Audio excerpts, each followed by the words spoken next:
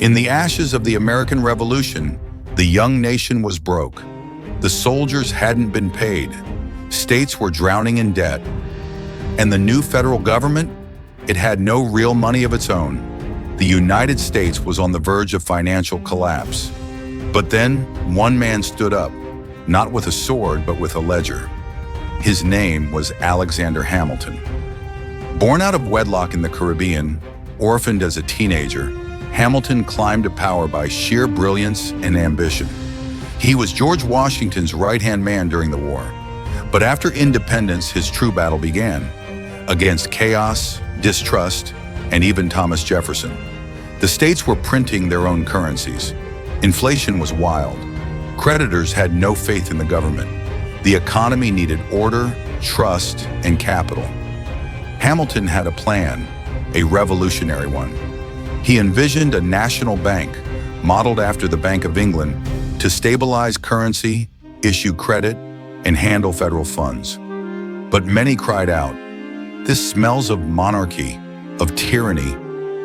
Despite fierce opposition, especially from Jefferson and Madison, Hamilton pushed through. In 1791, Congress approved the creation of the first Bank of the United States. It was a private-public hybrid, with the federal government owning a portion, but private investors holding majority shares. It was the first time the U.S. federal government entered the business of banking. The bank standardized currency, issued loans, and managed government debt.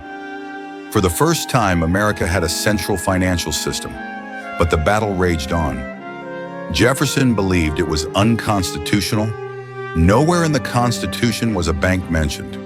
But Hamilton argued for implied powers, that the government could do what was necessary and proper to fulfill its duties. President Washington sided with Hamilton. It was a turning point in American history. Though the first bank's charter wasn't renewed in 1811, Hamilton's vision laid the foundation for the American financial system. Later institutions, from the Second Bank to the Federal Reserve, stood on his legacy.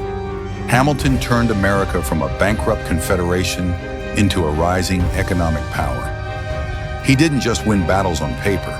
He gave the country a heartbeat, its financial system. Today, his face is on the $10 bill, but his true value, immeasurable. Without Hamilton, there might never have been a United States economy. What do you think about the banking system of Alexander Hamilton? Let us know in the comments below. And don't forget to like, share, and subscribe for more fascinating stories from history. See you in the next video.